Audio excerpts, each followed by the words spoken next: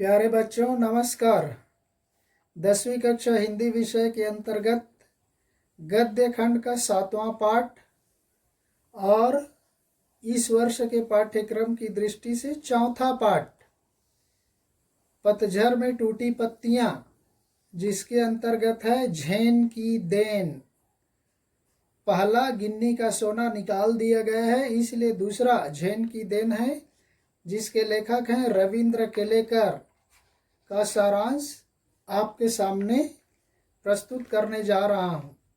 इसके पहले रविंद्र केलेकर जी के संदर्भ में संक्षिप्त में जान लेते। रविंद्र केलेकर का जन्म कोंकण क्षेत्र में 7 मार्च 1925 को हुआ। रविंद्र केलेकर जी कोंकणी और मराठी भाषा के भी जानकार थे, साथ ही गुजराती भाषा में भी कुछ पुस्तकें इन्होंने लिखे। तो प्रस्तुत पाठ के संदर्भ में झेन की देन वास्तव में बौद्ध दर्शन में वर्णित ध्यान की उस पद्धति की याद दिलाता है, जिसके कारण जापान के लोग आज भी अपनी व्यस्ततम दिनचर्या के बीच कुछ चैन भरे पल, कुछ आराम के पल प्राप्त कर जाते हैं। तो आइए चलते हैं इस झेन परंपरा से जापानियों ने क्या प्राप्त किया, जापानियों को क्या मिला।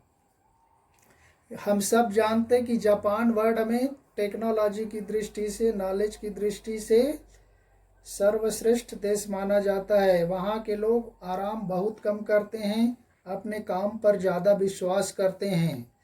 तो लेखक एक बार जापान गया था, तो वहीं उनको इसका अनुभव प्राप्त किया। उसी का वर्णन है प्रस्तुत पाठ झेन की देन। लेखक ने कहा, जापान में मैंने अपने एक मित्र से पूछा यहाँ के लोगों को कौन सी बीमारियां अधिक होती हैं। तो उनका जवाब था मानसिक, यानी दिमागी, मस्तिष्क रूप से विक्षिप्त मानसिक बीमारी ज़्यादा होता है। और कहा कि यहाँ के 80% 80% लोग मानसिक रूप से बीमार होते हैं। तब इसकी वजह क्या है, फिर से प्रश्न किया लेखक ने। तब वो कहने लगा, हमारे जीवन की रफ्तार बढ़ गई है, हमारे जीवन की जो काम करने की गति है बढ़ गई है। जापान में यहाँ कोई चलता नहीं बल्कि दौड़ता है, कोई बोलता नहीं बल्कि बकते हैं, बड़बड़ाते रहते हैं।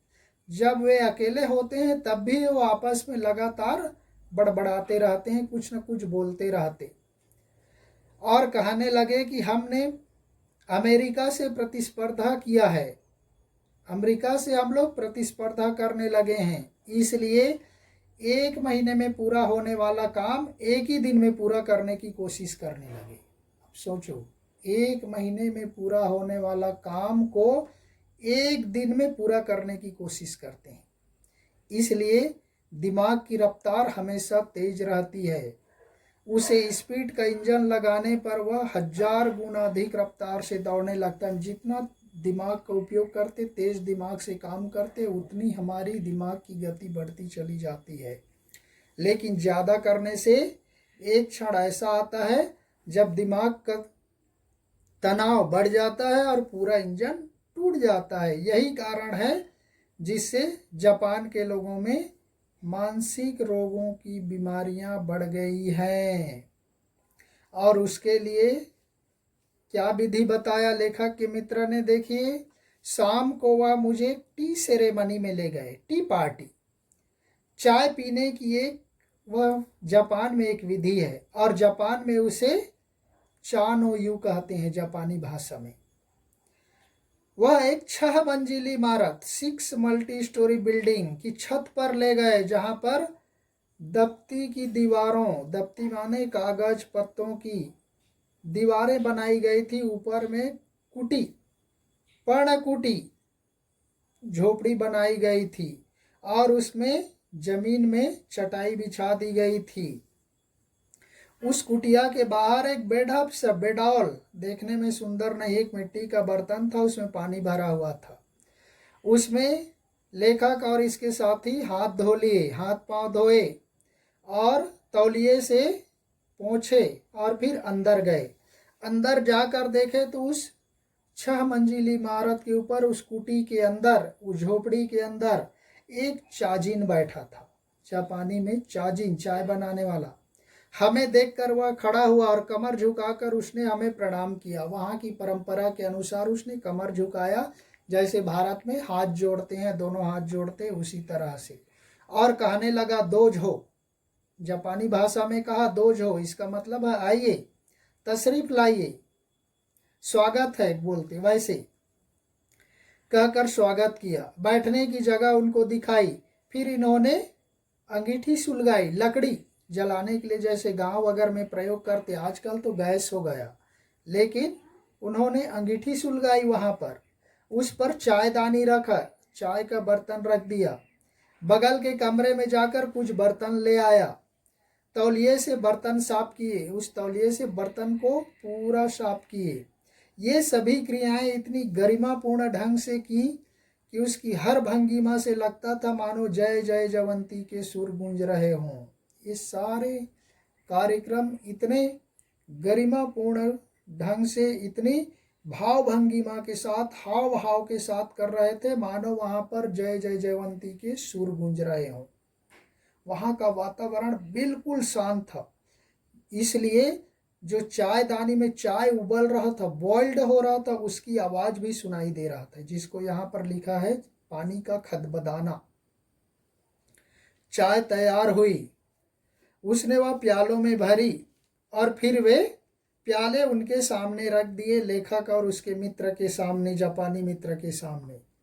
वहाँ हम 3 मित्र ही थे, वहाँ पर 3 मित्र ही थे। एक तो चाजिन, चाय बनाने वाला, एक जापानी मित्र और लेखक स्वयं। इस विधि में शांति मुख्य बात होती है, इसकी मुख्य विशेषता होती है शांति कायम करना। इसलिए 3 लोगों से अधिक आदमियों को वहां प्रवेश नहीं दिया जाता, केवल 3 आदमी। और प्याले में भी देखो 2 घूंट से अधिक चाय नहीं थी। 2 घूंट, बस 2 बार में से गुटक जाते हैं। आपको जैसे मेस में दिए तो एक ही बार में गुटक लेते, वैसे हम होठों से प्याला लगाकर एक एक बूंद चाय पीते रहे। वे एक एक बूंद होठों से प्याला लगा करके एक एक बूंद पीते रहे। करीब 1.5 घंटे तक चुस्कियों का यह सिलसिला चलता रहा। और वे कितने समय तक पिए उस 2 घूंट चाय को? 1.5 घंटे, 1.5 आवर। आपको यह दिया ऐसा 1.5 आवर चाय पियो बोले तो पता नहीं कितने ड्रम खाली हो जाएगा, लेकिन उसने केवल 2 घूंट चाय को 1.5 आवर तक चुस्कियां ले लेकर के, स्वाद ले लेकर के आनंद लिए। पहले तो 10-15 मिनट उसको समझ में ही नहीं आया, उलझन में पड़ा रहा, क्योंकि हमारे देश में देखे कैसे चाय पीते, समझ में नहीं आया। फिर देखा कि दिमाग की रफ्तार धीरे धीरे धीमी पड़ती जा रही है। फिर वो तो चाय को मेंटेन करने में दिमाग लगाने लगा कि चाय वो 2 घूंट को कैसे मैं लेखक के साथ पीऊं, क्योंकि जल्दी पी लिया तो एक बदनामी होगी कि अरे कितना भारत का भूखा व्यक्ति आया और 1 मिनट में चाय पी गया बोलेगा। इसलिए उसके मित्र के साथ उसको मेंटेन करना पड़ा, तो इसलिए वह धीरे धीरे पीने लगा। उससे उसके दिमाग की रफ्तार धीमी हो गई, थोड़ी देर में बिल्कुल बंद भी हो गई। उसके दिमाग जो दौड़ रहा था बाहर इधर उधर, बिल्कुल कॉन्सेंट्रेट हो गया, बिल्कुल ध्यान हो गया उस कप के चाय की ओर। मुझे लगा मानो अनंत काल में जी रहा हूँ, और अब लेखक को लगने लगा कि वो अनंत काल, जिसकी कोई सीमा नहीं, उस काल में जीवन व्यतीत कर रहा है, ऐसा उनको एहसास होने लगा। और यहाँ तक कि सन्नाटा भी मुझे सुनाई देने लगा, और उसको जो शांति का वातावरण है, जैसे अर्धरात्रि के समय उठने से फुल शांत रहता है, सिन सिन की आवाज आती है, वैसे वहां पर मानो सन्नाटा भी सुनाई देने लगा, इतना साइलेंट वातावरण हो गया। फिर लेखक कहता है, अक्सर हम या तो गुजरे हुए दिनों की खट्टी मीठी यादों में उलझे रहते हैं या भविष्य के रंगीन सपने देखते रहते हैं। हम जहाँ कहीं पर भी 2-4 मित्र होते, बैठते, गप करते, आपस में बातें करते, तो क्या करते, हम तो अपने पुराने दिनों की अच्छी बुरी बातों को याद करते, या कि फ्यूचर के स्वप्न देखते, जो वास्तव में हम या तो भूतकाल में रहते हैं या भविष्यत काल में, हम पास्ट टेंस में रहते या कि फ्यूचर टेंस में। वास्तव में लेखक ने इन दोनों काल को मिथ्या कहा, झूठा है। क्यों झूठा कहा? क्योंकि वे दो निकल गए हैं, एक निकल गया है, एक आने वाला है, लेकिन वर्तमान है, दूसरा आया नहीं है, उसके बारे में हम सोचते नहीं। हमारे सामने जो वर्तमान क्षण है वही सत्य है। इसलिए लेखक कहता है जो हमारे सामने वर्तमान है, प्रेजेंट है, वही सत्य है, और उसी से उसी को जीना चाहिए। इसीलिए लेखक कहता है कि उसी काल को, वर्तमान काल को जीना चाहिए। चाय पीते समय, पीते पीते उस दिन मेरे दिमाग से भूत और भविष्य दोनों काल उड़ गए थे। इसलिए चाय पीते पीते उस दिन लेखक का दोनों काल, पास्ट और फ्यूचर दोनों उड़ गया, केवल वर्तमान रहा और वही के बारे में वह सोचता रहा। केवल वर्तमान क्षण सामने था और वह अनंत काल जितना विस्तृत था, और वही काल अनंत काल के जैसा महसूस हो रहा था। जीना किसे कहते हैं उस दिन मालूम हुआ, और जीना किसे कहते हैं लेखक को उस दिन पता चला कि वर्तमान कितना प्रभावी होता है। जैन परंपरा की यह बड़ी देन मिली है जापानियों को। यही जैन परंपरा की परम देन जापानियों को मिला है, जो अपने व्यस्ततम दिनचर्या में, व्यस्त क्षण में भी कुछ सुकून के पल निकाल लेते हैं और अपने मस्तिष्क को आराम देने का काम करते हैं।